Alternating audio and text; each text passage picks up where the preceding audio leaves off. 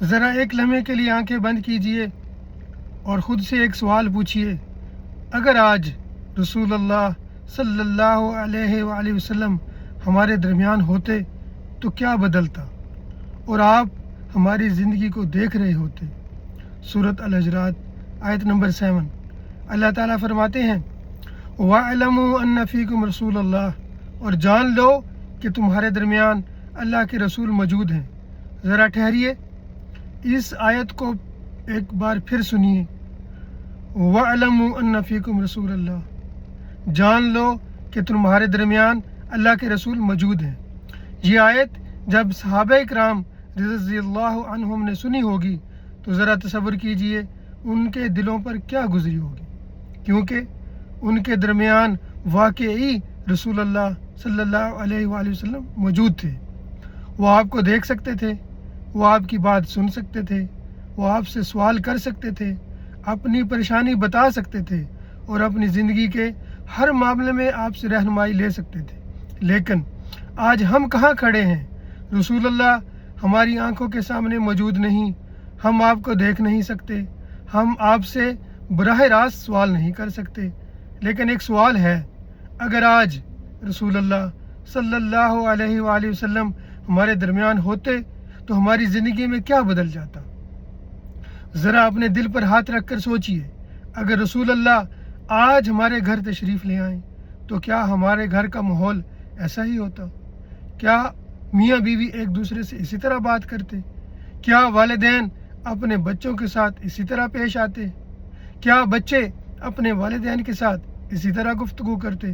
اگر رسول اللہ آج ہمارے کاروبار کو دیکھتے تو کیا ہماری تجارت ویسی ہی ہوتی؟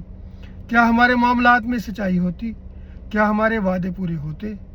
کیا کسی کا حق ہمارے ذمہ ہوتا؟ کیا ہم کسی کو دھوکہ دے رہے ہوتے؟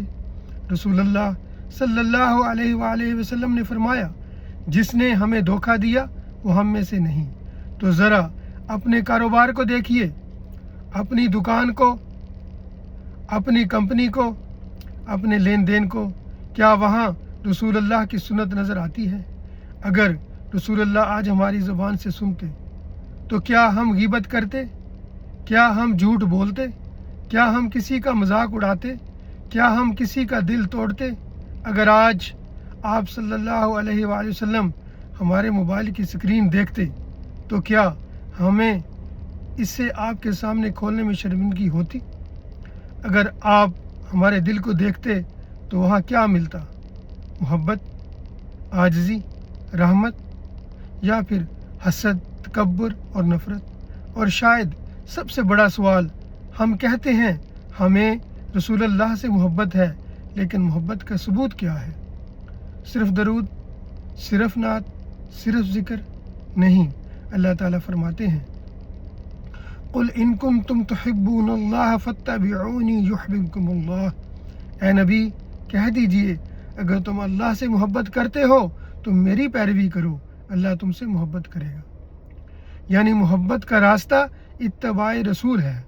اور اس ربیع الاول میں ہم صرف یہ نہیں پوچھیں گے ہم رسول اللہ سے کتنی محبت کرتے ہیں، ہم ایک اور مشکل سوال پوچھیں گے، ہماری زندگی میں رسول اللہ کتنا نظر آتے ہیں؟ ہماری نماز میں، ہمارے اخلاق میں، ہمارے گھر میں، ہمارے کاروبار میں، ہماری زبان میں، ہمارے معاملات میں اور ہمارے دل میں۔ کیونکہ رسول اللہ کی سیرت صرف پڑھنے کے لیے نہیں ہے، اپنانے کے لیے ہے۔ اور شاید اسی حقیقت کو علامہ اقبال نے کتنے خوبصورت انداز میں بیان کیا۔ فرماتے ہیں با مصطفیٰ برسا خیشرا کہ دین ہما اوست، گر با او نہ رسیدی تمام بولہ بیست۔ یعنی اپنے آپ کو مصطفیٰ صلی اللہ علیہ وآلہ وسلم تک پہنچاؤ، کیونکہ دین کی روح آپ کی پیروی میں ہے۔ اگر تم رسول اللہ کی تعلیمات اور سنت تک نہ پہنچ سکے تو محبت اور دین کے دعوے میں ابھی بہت کچھ ادھورا ہے۔ تو آئیے اس ربیع الاول میں صرف نبی صلی اللہ علیہ وآلہ وسلم کا ذکر نہ کریں، صرف درود نہ پڑھیں، صرف محبت کا دعویٰ نہ کریں، بلکہ اپنی زندگی کو سیرت رسول کا آئینہ بنانے کی کوشش کریں۔ محبت اتباع بنے، اتباع کردار بنے اور کردار ہماری زندگی بدل دے۔ اللہم صلی وسلم وبارک علی نبینا محمد.